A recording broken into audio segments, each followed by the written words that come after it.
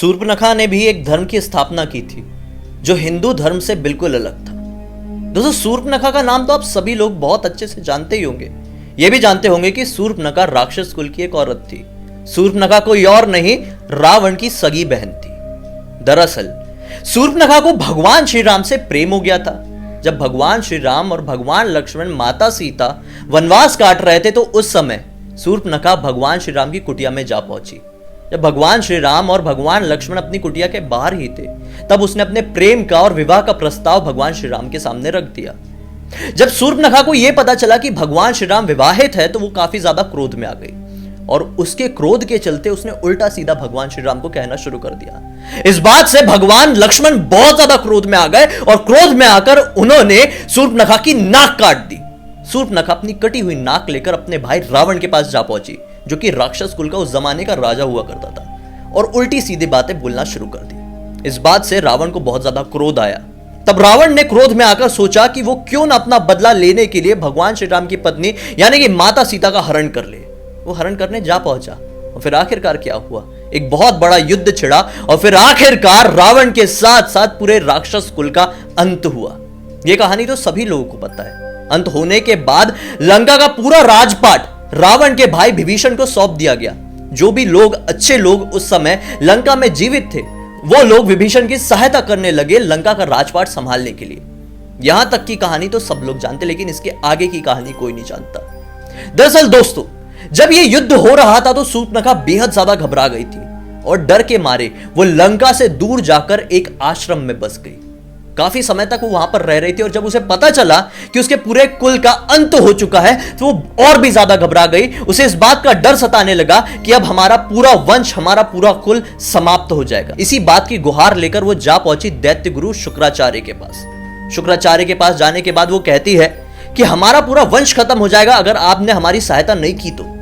तब राक्षस गुरु शुक्राचार्य ने उसकी सहायता करते हुए उसे अपना एक आश्रम सौंप दिया। वो दैत्य गुरु शुक्राचार्य के उस आश्रम में काफी समय तक रही और फिर अपने कुल को बचाने के लिए वो फिर से दैत्य गुरु शुक्राचार्य के पास गई। मिन्नतें करते हुए उसने शुक्राचार्य से कहा कि कुछ भी करके आप हमारे वंश को बचा लीजिए। तब ये बात सुनकर दैत्य गुरु शुक्राचार्य ने भगवान शिव की बहुत आराधना की और फिर काफी समय तक आराधना करने के बाद जिस शिवलिंग में वो आराधना कर रहे थे, वो शिवलिंग उन्होंने शूर्पणखा को सौंप दिया। सौंपते हुए ये कहा कि इस शिवलिंग के ऊपर कोई भी वैष्णव यानी कि कोई भी हिंदू धर्म का इंसान अगर गंगा जल चढ़ा देगा तो तुम्हारा कुल तुरंत समाप्त हो जाएगा, वरना सब कुछ ठीक चलता रहेगा। यह बात सुनकर शूर्पणखा काफी ज्यादा खुश हुई क्योंकि उसे पूरी पृथ्वी का चप्पा चप्पा पता था। वो शिवलिंग को लेकर एक रेगिस्तान में जा पहुंची और वहां पर उसने इस शिवलिंग की स्थापना कर दी। माना जाता है कि वो शिवलिंग तब से लेकर आज तक वहां पर मौजूद है और आज भी अगर कोई भी हिंदू धर्म का इंसान वहां पर जाकर गंगा जल चढ़ा देगा तो बहुत बड़ी गड़बड़ हो जाएगी। दरअसल दोस्तों, इस दुनिया में 4200 धर्म एग्जिस्ट करते हैं, 4200। यूट्यूब में काफी सारे वीडियोस मिल जाएंगे, इससे भी ज्यादा, जहां पर लोग दावा करते हैं कि शूर्पणखा की वजह से इस धर्म की उत्पत्ति हुई, उस धर्म की उत्पत्ति हुई।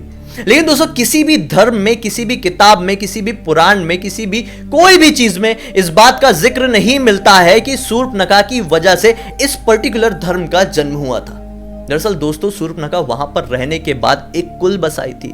वो कुल आज बहुत बड़ा हो चुका है और एक धर्म का रूप ले चुका है और काफी सारे लोग अलग अलग वीडियो बनाते हैं कि ये वही धर्म है, ये वही धर्म है, वो वही धर्म है। लेकिन दोस्तों, ये कहना गलत है क्योंकि हमारे पास पुख्ता सबूत नहीं है। हमारे पास जिस भी जानकारी के पुख्ता सबूत होते हैं, हम तो वो सीना ठोक के कहते हैं कि ये सच्चाई है। रामायण सीना ठोक के कह सकते हैं सच्चाई है। महाभारत सच्चाई है क्योंकि इसके बहुत सारे सबूत मिले हैं। अब इस पर्टिकुलर बात के, ये शूर्पणखा की वजह से कौन से धर्म की उत्पत्ति हुई, इसके कोई सबूत नहीं है, तो ये कहना थोड़ा गलत हो जाएगा। दोस्तों, मुझे उम्मीद है कि आप लोगों को शायद अंदाजा होगा ये कौन सा धर्म हो सकता है। बिना धक्का मुक्की करे अपनी राय कमेंट सेक्शन में जरूर बताएं। किसी की भावनाओं को ठेस ना पहुंचे, आपको ये भी ध्यान रखना है। मैं इस वीडियो को बनाकर किसी की भी भावनाओं को ठेस नहीं पहुंचाना चाहता हूं क्योंकि मैंने इस वीडियो में किसी भी धर्म का नाम ही नहीं लिया सिवाय हिंदू धर्म के, क्योंकि एक सच्चाई है जिसे कोई नहीं बदल सकता। मुझे उम्मीद है कि आप लोगों को मेरा आज का वीडियो अच्छा लगा होगा। अच्छा लगा है तो इस वीडियो को लाइक करके चैनल को सब्सक्राइब करके बेल आइकन दबा के ऑल के ऑप्शन में क्लिक करना, क्योंकि इसी तरह के हैरान कर देने वाले अनोखे वीडियो मैं रेगुलरली आप लोगों के सामने लेके आता रहता हूँ। इंस्टा के लिंक इस वीडियो के डिस्क्रिप्शन बॉक्स में क्लिक करके डायरेक्टली वहां पर पहुंच जाना। चलिए कल हम फिर से मिलते हैं, तब तक के लिए बहुत बहुत धन्यवाद। आपका दिन शुभ हो। जय श्री राम।